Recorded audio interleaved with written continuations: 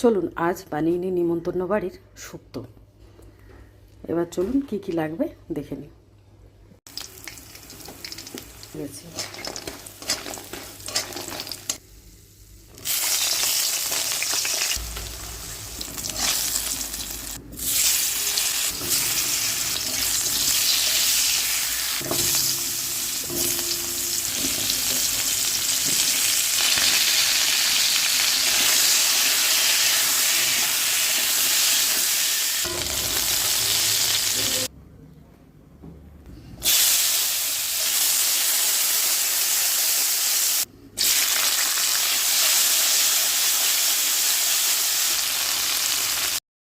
শুক্তো করার জন্য আমি রাঙা আলু, এমনি আলু, বরবটি, বেগুন, কাঁচকলা, পেঁপে সব একটা একটা করে সবজি ভেজে নিয়েছি।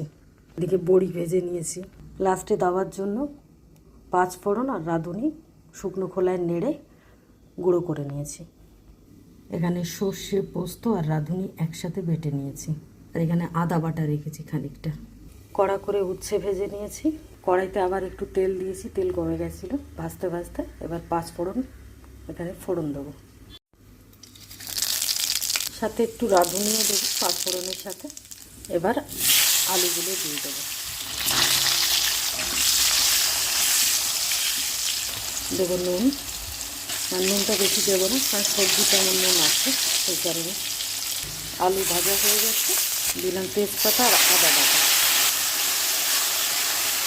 এবার এই বাটা মশলাটা পুরো দিয়ে দেবো।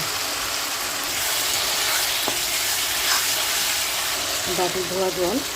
এবার সবজিগুলো দিয়ে দেবো।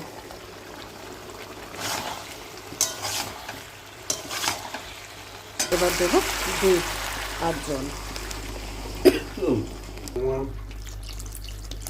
এবার এটা হতে থাকুক, চাপা দিয়ে রাখবো 10 মিনিট।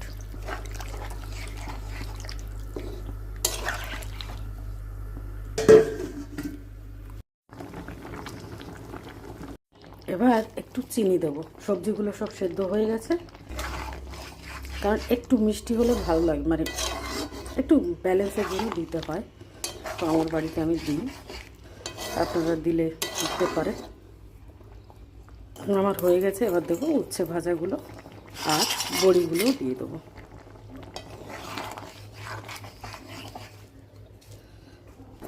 এবার এই গুঁড়োটা দিয়ে দেবো, পাঁচফোড়ন আর রাঁধুনির গুঁড়ো। এবার দেবো ঘি। একটু ঘি না দিলে ভালো লাগে না, বেশ ঘি দিলে বেশ ভালো লাগে আর কি। 2 চামচি ঘি দিয়ে দিয়েছি বড়। একটু চাপা দিয়ে রাখবো 5 মিনিট। তো এবার তুলে দিলাম। এবার এটা নামিয়ে দেবো। তো হলো না নিমন্ত্রণ বাড়ির মতো, আর খেতেও অসাধারণ হয় এইভাবে করলে। তা আপনারাও করবেন।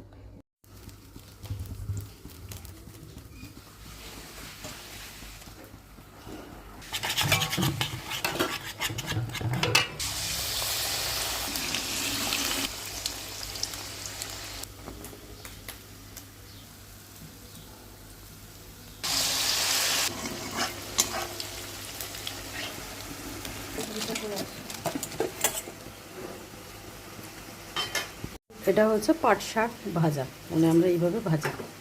ব্যাটার বানাই, নিরামিষে ব্যাটার বানিয়ে ব্যাস ডগাগুলো ছেড়ে নিই পাতা দেখে।